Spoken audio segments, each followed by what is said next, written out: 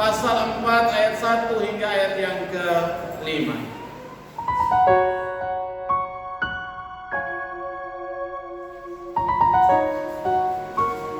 Salam. Salam. Puji Tuhan. Ya, saudara-saudara yang dikasihi oleh Tuhan Yesus, ketika saudara diperhadapkan dengan dua pilihan, antara pilihan yang nyaman dan pilihan yang menderita, yang susah, saudara pilih yang mana? Antara pilihan yang buat saudara nyaman dan pilihan yang mengandung resiko, saudara pilih yang mana? Ya, yang nyaman ya. Kan ada lagu antara nyaman dan cinta, beta dilema, harus memilih. Lanjut, hati bersapa, beta cinta sih, tapi nyaman dan dia. Kalau nyaman sama di belakang yang panjang. Ya, orang pasti akan memilih nyaman, pilihan yang nyaman daripada pilihan yang cenderung mengandung resiko. Tetapi pilihan yang nyaman kadang-kadang menunjukkan bahwa kita adalah pribadi yang egois, yang hanya mau nyamannya, tapi tidak mau ikut menderita. Karena itu, bagi yang masih muda, nasihatnya jangan cari yang mau enaknya saja, yang mau nyamannya baru datang, tapi yang susah tidak mau ikut susah. Gitu. Cari yang dia akan tetap ada di sampingmu walaupun suka duka, apalagi yang mau berbagi susah bersama. Tidak gampang. Jangan baru lihat cantik, ganteng, sudah lupa daratan. Orang akan lebih memilih nyaman dan berbalik ketika mengandung resiko. Tetapi hal ini berbanding terbalik dengan surat Rasul Paulus kepada jemaat, kepada Timotius anak rohaninya. Rasul Paulus meminta agar Timotius mengambil kesempatan untuk memberitakan Injil, baik atau tidak baik waktu, dan tetap sabar menderita.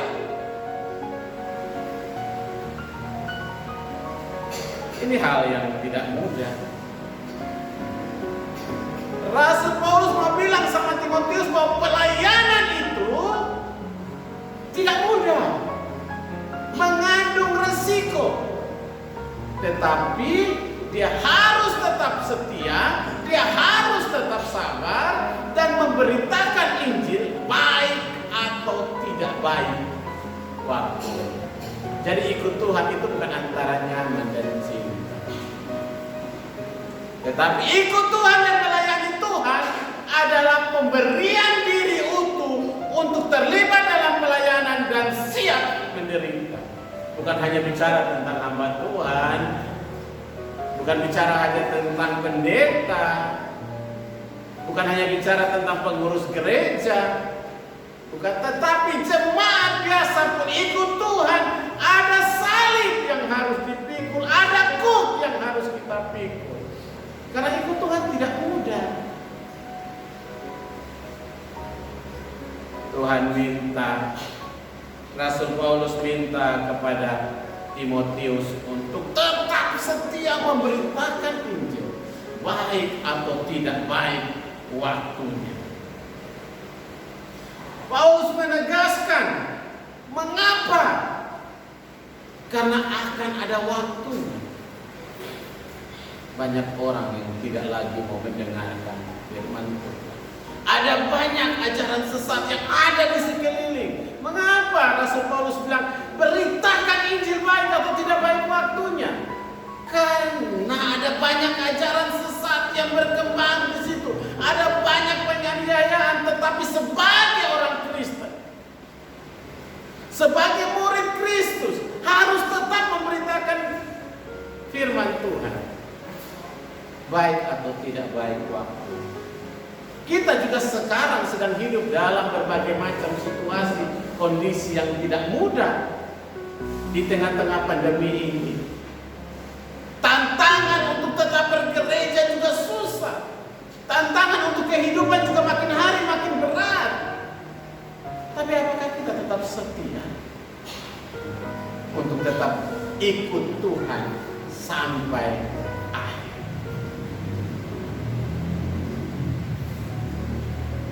Karena itu, mengapa Rasul Paulus minta kepada Timotius untuk tetap memberitakan Injil, baik atau tidak baik waktu. Memberitakan firman Tuhan baik atau tidak baik waktunya. Karena apa? Kita semua adalah pemberita firman Tuhan. Karena itu dia mengatakan bahwa pada ayat yang pertama dan ayat yang kedua, dia sampaikan di hadapan Allah dan Kristus Yesus yang akan menghakimi orang yang hidup dan yang mati, aku berpesan dengan sungguh-sungguh kepadamu demi penyertaannya dan demi kerajaannya. Beritakan firman, siap sedialah baik atau tidak baik waktunya. Nyatakanlah apa yang salah dan tegurlah, dan nasihatilah dengan segala kesabaran dan pengajaran. Artinya Paulus minta kepada Timotius untuk tetap memberitakan firman Tuhan. Karena apa? Itu tugas pelayanan yang diberikan kepada Timotius untuk memberitakan, mengembalakan jemaat. Lalu bagaimana dengan kita? Apakah tugas pemberitaan Injil itu hanyalah tugas pendeta, hanyalah tugas pengurus gereja? Tidak. Dalam kitab Matius 28 ayat 18-20, karena itu pergi jadikanlah semua bangsa muridku dan baptislah mereka dalam nama Bapa dan Anak dan Roh Kudus, dan ajarlah mereka melakukan segala sesuatu yang telah kuperintahkan kepadamu, dan ketahuilah aku menyertai kamu senantiasa sampai pada akhir zaman. Ini amanat agung Tuhan Yesus kepada para rasul. Tetapi amanat agung ini bukan hanya kepada 12 rasul Kristus, tetapi ditunjukkan juga bagi semua orang Kristen. Tugas kita memberitakan Injil. Pergi, jadikanlah semua bangsa murid. Murid siapa? Bukan murid saya kan? Atau murid saya? Saudara datang ke gereja bukan karena saudara murid saya, bukan karena saudara jemaat saya. Saudara adalah anak-anakku. Amin. Karena apa? Saudara tidak ikut saya. Saudara ikut Kristus. Karena Dialah yang menyelamatkan saudara, mengampuni dosa dan memberikan kamu kepastian keselamatan. Jadi jangan ikut saya. Kalau saya pulang kupon, semua ikut kupon bahaya. Ikut Kristus sampai akhir hidup. Amin.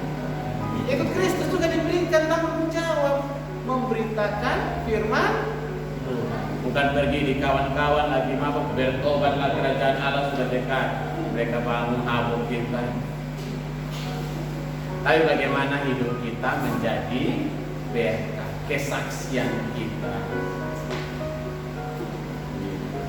Jangan kawan tawar satu gelas, kita gak aduh kalau satu gelas itu bikin kotor mulut. Saya satu jirgen baru bisa. Wow. Kita lebih parah lagi.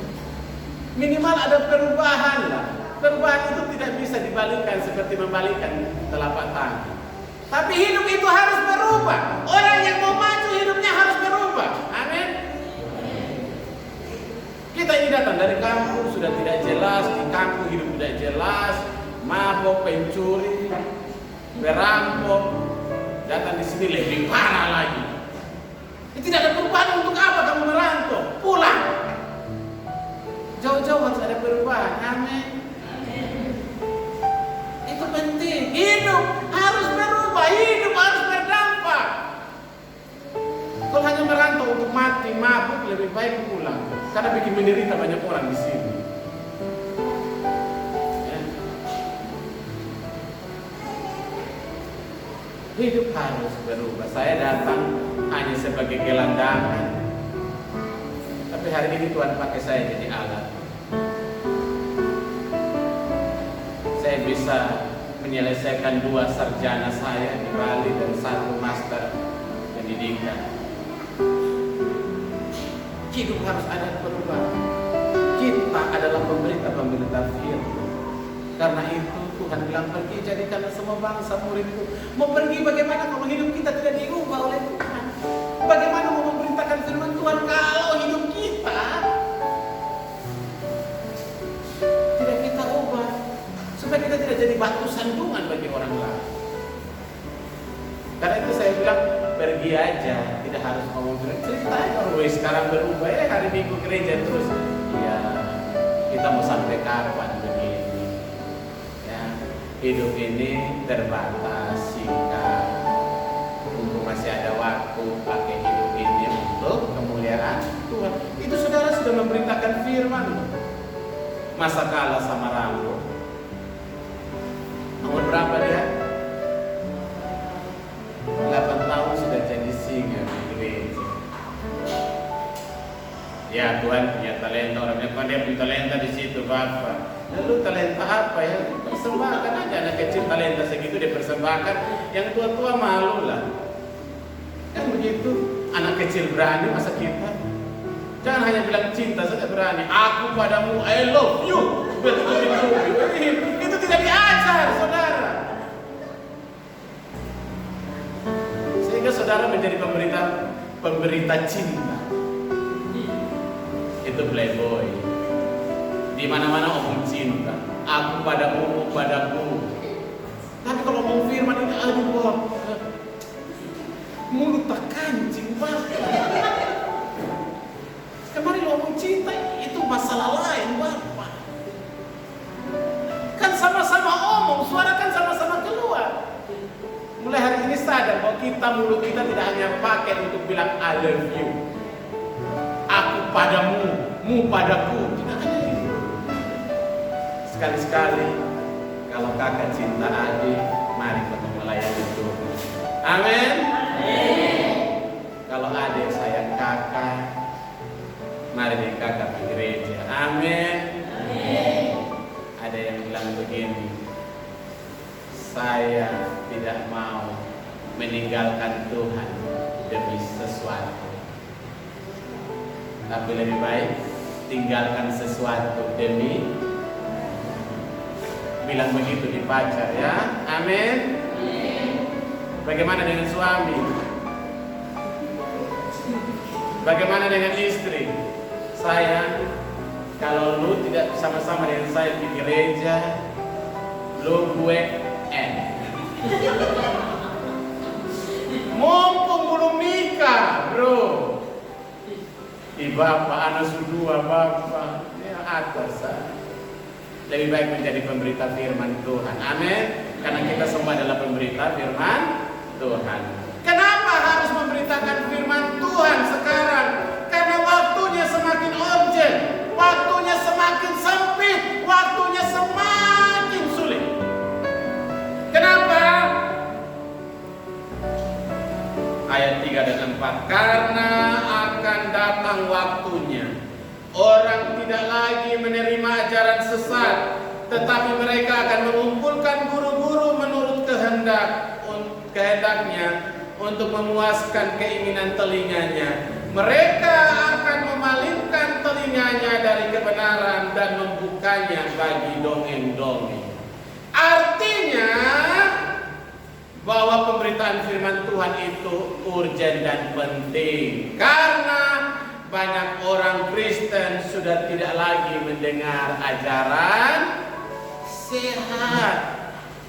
Mengapa banyak orang Kristen lebih senang? Kita bisa lihat sekarang banyak orang Kristen lebih senang baca Facebook daripada baca Alkitab. Amin. Haleluya. Orang pendeta khotbah saja ada yang pegang Facebook, lagi pegang handphone, baca handphone. Itu sudah menunjukkan bahwa orang lebih senang baca Facebook daripada baca firman Tuhan. Orang lebih senang baca WA daripada baca firman Tuhan, Instagram. Coba saudara lihat di Facebook. Kau segalanya itu berpacaran. 2 bulan kau tak seperti yang dulu. 5 bulan ternyata tak seindah yang dibayangkan.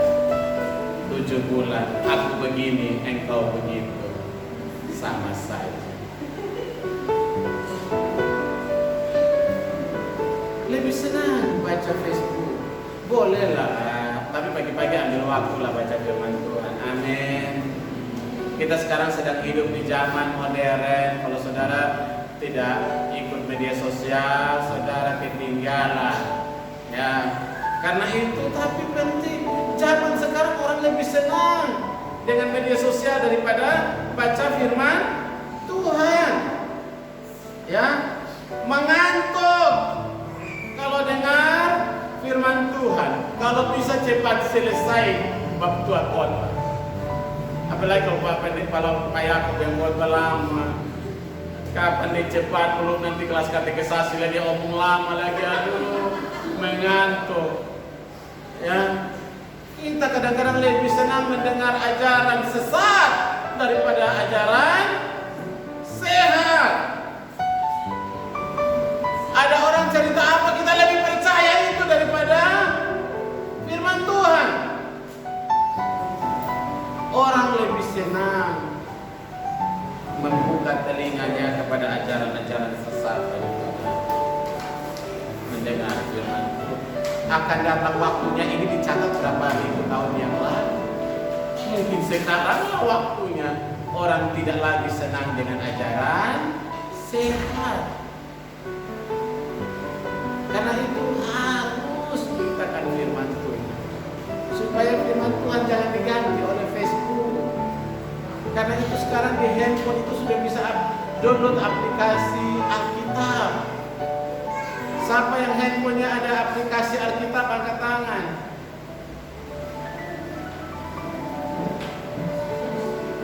Haleluya. Yang lain ada atau tidak? Hah?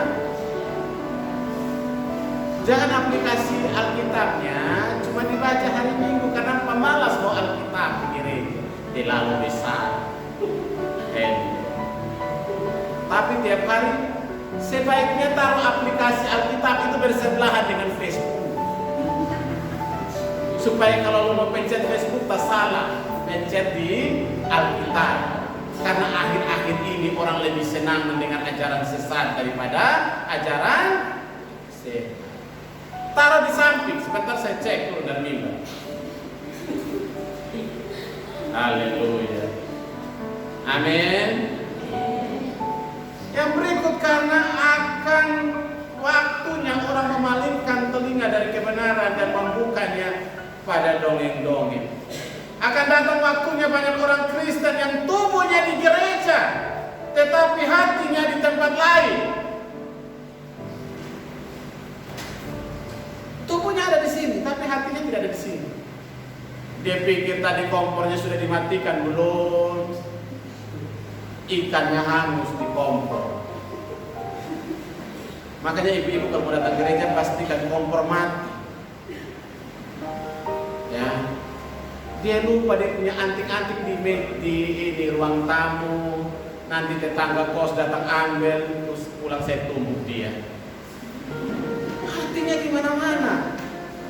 Ada yang datang gereja, tapi saya baca bilang ada mau kerja si pagi, tapi dia di dalam gereja dia ada center.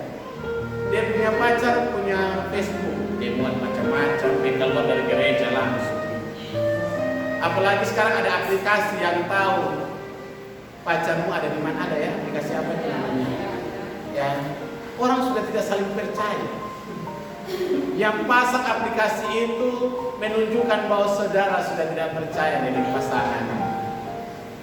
Lalu untuk apa dipertahankan hubungan? Kalau saudara sudah tidak percaya, kontrol pakai aplikasi. Makan-makan ini, oh pecat. Telepon Karenata, tolong cek waktu ada di sekitar pecat tuh, Karenata tolong cek, jangan sampai dia masuk jurang. Ada makan. Saya kok tidak tertarik pakai aplikasi itu, karena saya sunyaman. Paling istri saya cuma bilang, Pak, jam segini kok belum pulang. Pak, sudah makan belum? Ingat makannya. Itu paling saya keluar tuh cuma sekali aja di WA sama istri saya. Kalau sudah jam makan atau belum pulang, sudah di atas jam 10 malam, pasti WA. Tapi kalau belum jam 10 malam tidak akan ada WA. Karena kami saling percaya. Untuk apa berhubungan kalau saudara sudah tidak saling percaya? Halo, kalau dengan pasanganmu kamu sudah tidak percaya, lalu untuk apa dipertahankan? Makanya banyak orang yang di gereja tapi hatinya dan pikirannya tidak ada di firman Tuhan. Pulang tidak dapat apa-apa. Ini waktunya kita bekerja dengan perkembangan zaman ini. Karena itu ada orang yang mulai memalingkan telinganya dari kebenaran dan membukanya bagi dongeng-dongeng. Sakit sudah tidak lagi berdoa, pergi ke dukun. Menurut kami, terawangan kami, dari hatinya ayam ini menunjukkan bahwa hatimu hitam seperti ayam ini.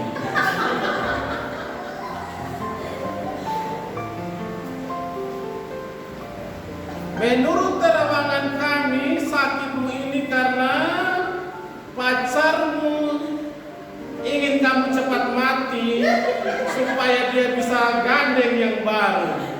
Karena itu kamu harus cek kasih mati dia sebelum dia kasih mati kamu.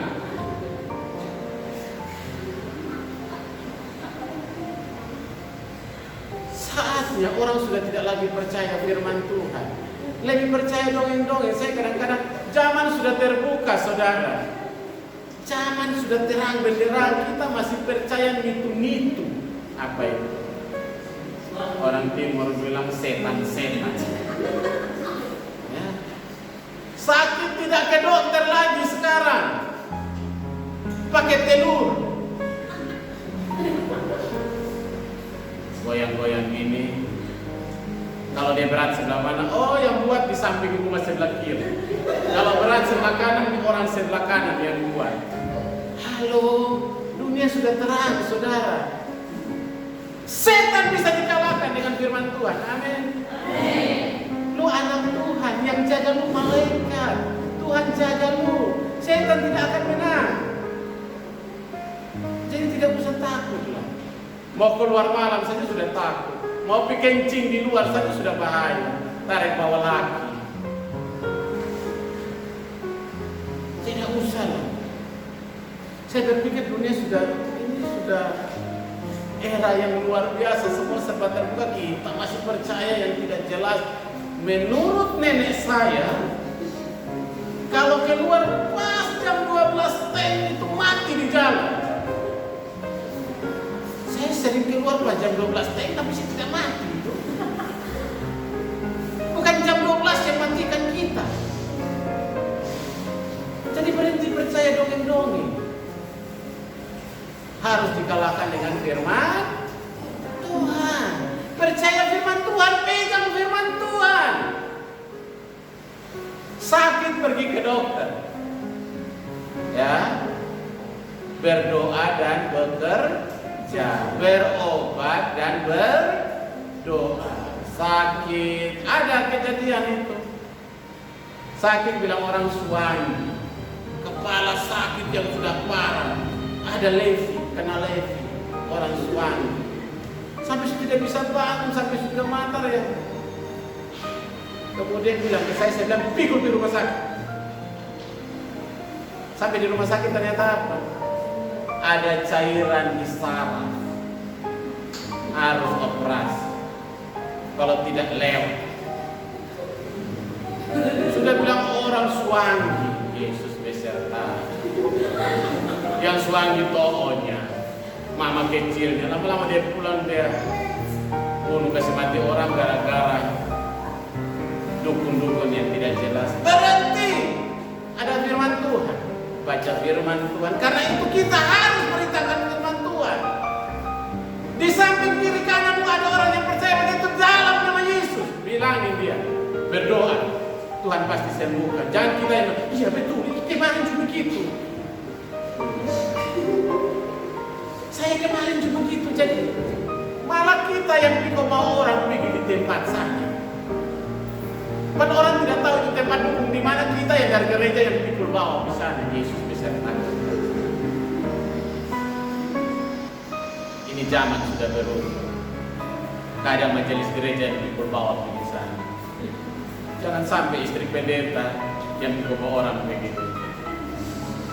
Atau suaminya pendeta hamba Tuhan yang pikul bawa orang di sana.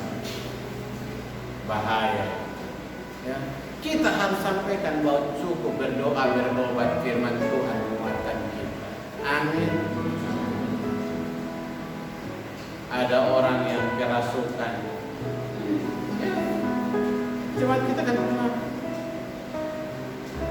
Kita berdoa, kita thank 2 hari selesai. Orang bilang begini, ternyata baliannya orang Kristen juga lumayan. Ya. Bukan baliannya orang Kristen, Tuhan Yesus. Amin. Beritakan firman bahwa Tuhan mengalahkan segala-galanya. Dia mati di kayu salib untuk menyembuhkan sakit saudara, untuk mengangkat beban saudara, untuk membuat saudara mendapat kelepasan. Marilah kepadaku semua yang letih lesu dan berbeban berat, aku akan memberikan kelegaan kepadamu. Amin. Jangan percaya itu setan-setan itu. Ya. Sudah hidup di dunia. Yang berikut terakhir, walaupun memberitakan firman Tuhan, kita harus tetap kuat dan sabar. Ayat yang kelima saya bacakan bagi kita. Tetapi kuasailah dirimu dalam segala hal, sabarlah menderita, lakukanlah pekerjaan pemberita Injil dan tunaikan tugas pelayanan. Saudara, saya mau kasih ingat bahwa tidak mudah. Pemberita Injil harus menguasai diri dan siap menderita. Kita yang hidup di dalam Tuhan, rajin bergereja, kita ibarat seorang yang sedang menabur. Kita tidak tahu setiap taburan kita ada yang tumbuh atau ada yang tidak tumbuh, ada yang berbuah atau ada yang tidak menghasilkan buah. Tetapi Pengkhotbah 11 ayat 6 mengatakan, taburkanlah benihmu pagi-pagi hari dan jangan memberikan istirahat kepada tanganmu pada petang hari, karena engkau tidak mengetahui apakah ini atau itu yang akan berhasil atau kedua-duanya sama-sama baik.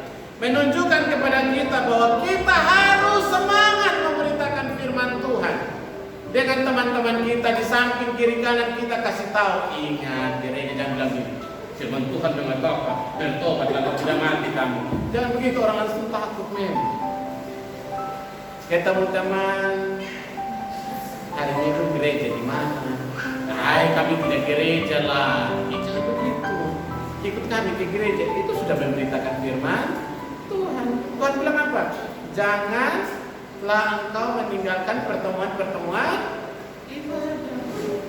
Jadi saya selalu bilang, jangan bangga kalau lu datang gereja, kawan kau sebelah tidak gereja. Amin.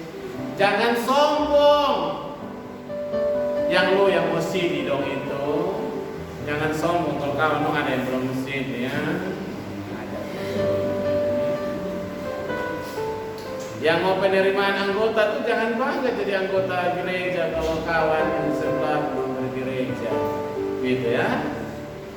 Kita memberitakan ini. Tapi apa?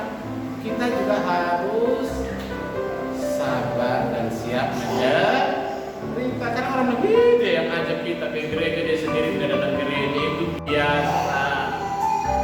Dia yang bawa kita ke gereja tapi dia lebih setan daripada kami, itu biasa. Sabar, kuasai dirimu.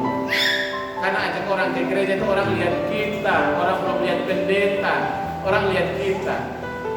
Ajak kita ke gereja. Terus lu tersinggung, pegang di kerak baju, habis selesai kita. Nah, orang tidak datang gereja, kita jadi batu sandungan bagi orang lain. Harus sabar kalau mau bawa orang datang kenal Tuhan Yesus, kita yang harus sabar. Kuasai diri kita supaya kita jadi berkat. Jangan kita jadi batu sandungan. Tidak mudah. Ya, tantangan bagi hamba Tuhan juga tidak mudah ya. Pendeta kalau laki-laki itu melayani Tuhan kadang-kadang istri kalau tidak dukung, ibu yang banget. Kalau pendeta perempuan, itu ada khotbah.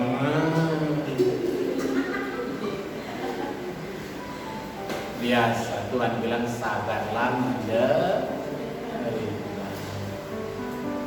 Kita yang singer di sini tiap minggu menyanyi, mulut babusa. Saudara yang berdiri di sini, saudara siap-siap. Orang senter, tidak senter pakai senter yang handphone punya, senter mobil. Dan dong kadang-kadang pakai aplikasi yang cek lu ada di mana. Tiap hari dong duduk di mana dong ngomong lu nama. Amin. Jangan tersinggung. Anggap saya itu fans dia. Kalau dia tidak omong namamu, dia tidak ada kerjaan. Amin. Jangan pusing. Konsyok. Saya injak dia. Kerbo dong. Jangan. Karena kalau dia tidak omong nama kita, dia mau omong siapa? Kan begitu?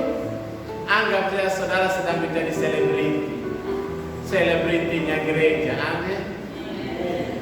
Memang kerjanya tiap hari begitu supaya center. Saudara bikin apa? Cuma kita. Ya mari malam pulang dari gereja jam sekian. Dia bagi-bagi supaya kita.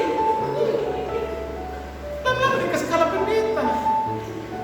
Amin. Puji Tuhan. Tuhan bilang engkau bukan dari dunia ini, karena itu dunia membenci kamu. Amin. Jangan bilang di kamar kalau benci beto dong. Tidak usah. Orang yang membencimu itu tidak perlu. Kamu mau baik 1000 kali pun orang tetap yang membenci kamu, 1000 kebaikanmu tidak akan membuat dia baik kepada saudara. Ya, amin. Tapi orang yang baik sama kamu, orang yang senang dengan kamu walaupun 1000 kesalahanmu, dia tidak akan lihat, kan dia tetap senang sama kamu. Amin. Contoh, betua di sebelah kan lu sering cerewet toh.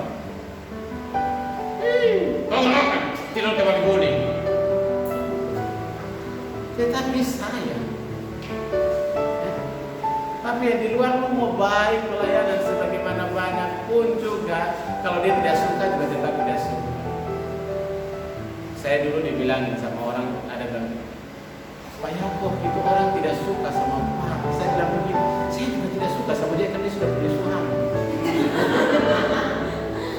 Kalau saya suka sama dia bahaya. Jadi slow aja. Gitu. Ya. Karena itu ikut Tuhan Yesus banyak tantangan. Amin. Tuhan bilang tetaplah sabar dan kuasailah diri. Ya siap menderita. apalagi sekarang ikut pelayanan siang-siang banyak masalah. Tapi bukan berarti meninggalkan. Amin. Tetap menjadi pemberita Injil Tuhan, memberitakan firman Tuhan, ajak makin banyak orang datang ke gereja. Amin. Tapi cara hidupmu juga harus hidupmu harus berubah supaya engkau menjadi berkat bagi banyak.